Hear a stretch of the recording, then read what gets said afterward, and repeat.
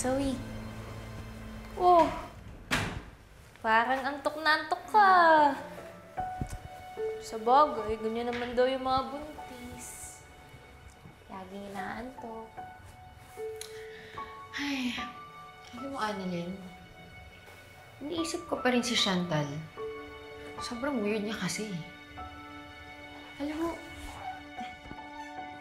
hindi kaya alam niyang buntis ako? Ano niya naman malalaman? Hindi mo ba sinabi? Hindi.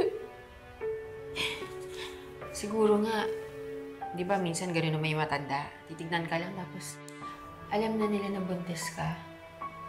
Alam mo yun, parang nafe-feel lang nila. Baka ganun lang, no? Actually, may ganyan din na kwento sa akin si Lola Susan eh. So, mukhang totoo nga. Oh well. As long as wala siyang proof, wala namang maniniwala sa kanya.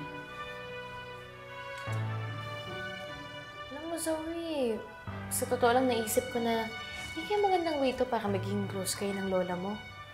Kasi baka maintindihan niya yung pagbubuntis mo. Eh, Annalyn, ayoko nga sa kanya. Pwede ba, huwag na lang natin siya pag-usapan.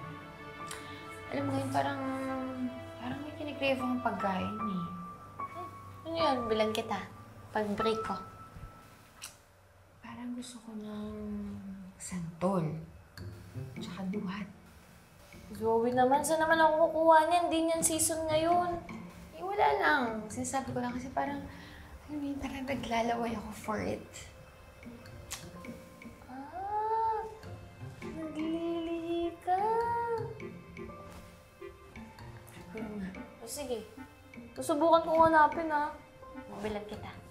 Thank you, Annalyn. Sweet mo talaga. Naman. Walang problema yun. Siyempre, spoiled sa akin yung pamangkin ko kahit nasa tiyan pa lang siya. Kaya, paglabas niya, ako yung favorite ninang niya. Sa promise ha, secret lang natin to. Oo naman. Tayo lang nakakaalam na buntis ka. Ano mo, parang iba na pala yung gusto ko. Ayoko na ng fruits. Gusto ko na ng kanin. Tsaka condensed milk. O kaya ice cream with... Pwede ano na lang.